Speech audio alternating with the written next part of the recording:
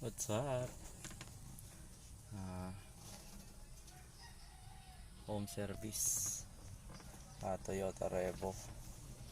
Ah, puro lang siya crank. Wala siyang kaya niya mag-start. Dami na daw mekanikong tumingin. Di nila kaya. Tinawag ako. Baka daw matsambahan natin Kasi tagal na rin daw din kung may start. Okay, pinuntahan ko dito. Check natin kung kaya. Kung hindi kaya di retreat. Teka lang. Bale, ito siya, Revo. At putang ina, Toyota Revo. 7K gas. EFI siya. Wala siyang kuryente, nagka-crank lang. Tingnan ko, walang supply walang power ang computer box. Check natin.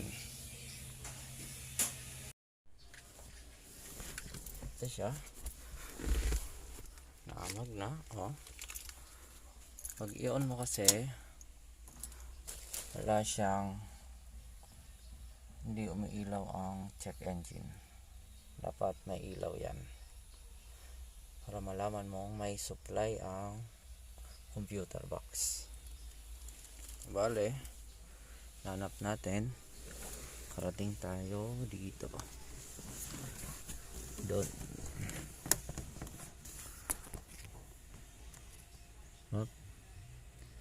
Yung blue na yon, tsaka yung isang relay na itim, may katabihan na itim, yan, nagpapabili tayong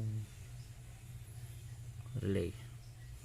Pag gumana dyan, date ko kayo mamaya.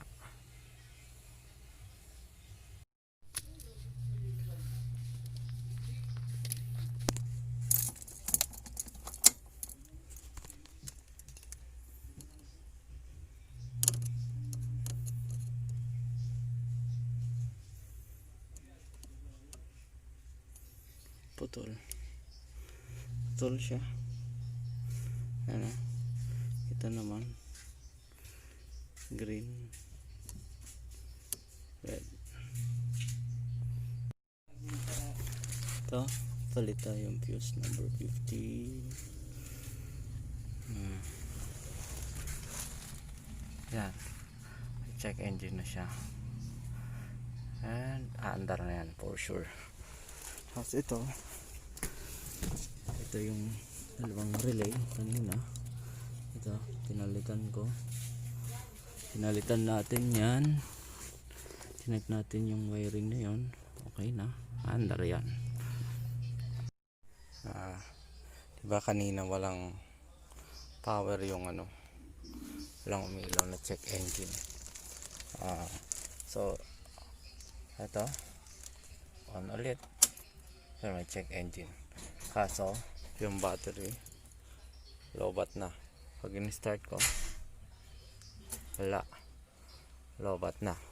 Kukuha tayo ng battery.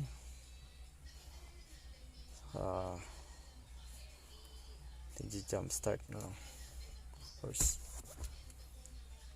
para mandar. Hindi pa kasi tayo sanay ng ganitong video na to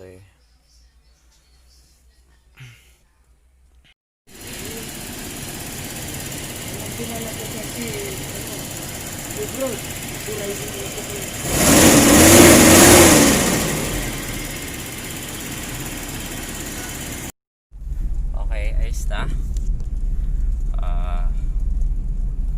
Tungtuan naman si Manong kasi paandar natin.